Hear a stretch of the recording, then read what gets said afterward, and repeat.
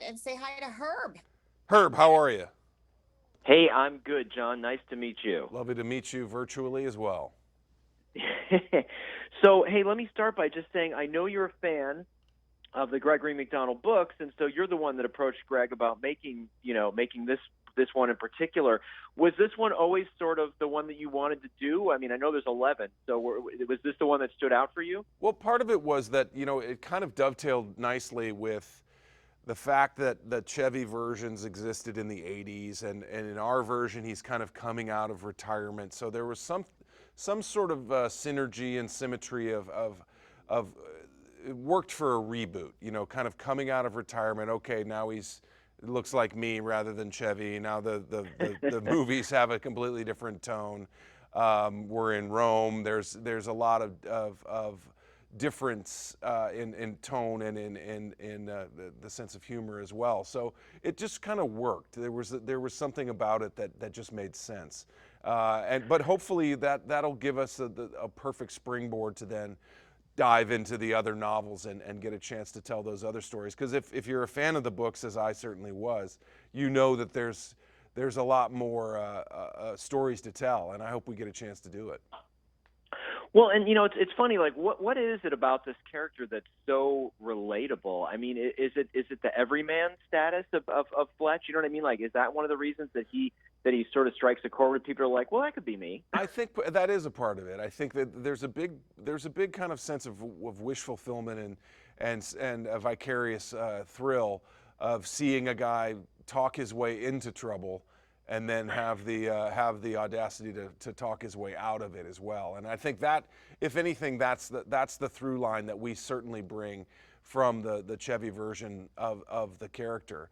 Obviously, we don't lean into the slapstick element of the jokey names and the wigs and the teeth and the funny voices, all of that stuff. That was all Chevy anyway, and we couldn't Yeah. we couldn't really do that without essentially stealing.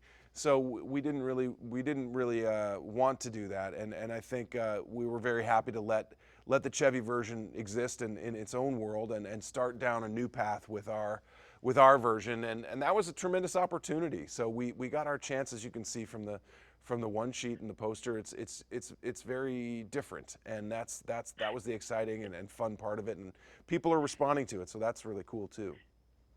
Well, and it seems interesting to me too that the whole murder mystery sort of genre is having this renaissance with your film, with Knives Out happening, and and now the second Glass Onion movie, and of course the reboots of the Agatha Christie stories, and then of course podcasts, right? So I mean, what do you think it is? What about sort of this murder mystery thing? What is it about that sort of is something that movie audiences are so interested in? Yeah, I think you can throw Only Murders in the Building in there as well. I think there's a lot of things that are showing that people are responding to these kind of stories well told and mysteries that have a resolution. Honestly, I think for the most part, when we look at real life, we're seeing people break the law and kind of not have any consequences and not get caught, or if they get caught, nothing happens.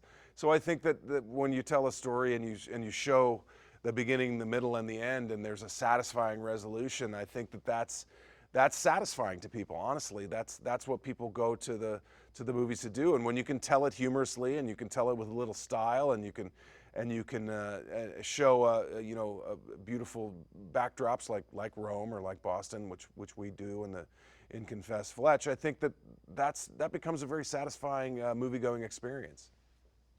Well, and it's funny. The sarcasm really is sort of the core of Fletch's character, and it's almost like it's almost like your witty inside voice coming out, but there's no sort of fear of reprisal. That must have been sort of fun to be able to play with that. Yeah, for sure. I think, like I said, I think Fletch's ability to talk his way into problems is equally matched with his ability to talk his way out of them. He's not the smartest guy in the room, but he might think he is, even though he's often wrong. But he's a guy that kind of moves through life seemingly oblivious, but actually taking it all in and appreciating it all. And I think that's really the most exciting and relatable part of the character. So I have time for one more thing. I just want to ask you about that cast, and it's such a great. I mean, Marcia Gay Harden. I mean, just everybody that you worked with. Were you sort of involved in that process of assembling that cast, or Very was that much just so, and sort you of know, it was a challenge to do during COVID because we had to obviously do it over Zoom and all of the sort of virtual stuff that we had. But I, you know, having over 20 going on 30 years in the business now, I have a lot of good relationships with people. So we were able, and myself and Greg McDonald, the director of the film, were able to call in our favors and have Kyle MacLachlan come in, and Marcia Gay, and John Slattery, and Roy Wood Jr., and Aidan Myeri, and Lorenza Izzo, and my friend Eugene Merman has a small part, but a really funny part in it. You know, that's the most fun part of making a movie is getting everybody to agree and getting them all on the same page. So we assembled a really great cast. We told a really good story, and hopefully we'll get a chance to continue it through the rest of the series of the novels. Well, I just want to say congratulations. It's always a pleasure to see your work, and I love seeing you do things that I don't expect. And of course, Bridesmaids being the top of that list. So thank you for doing all the great work you do, and good luck with this. We hope to see more. Thanks, Herb. Pleasure talking with you. All right, you too. Bye bye. All right, we are clear. We're going to get ready for our live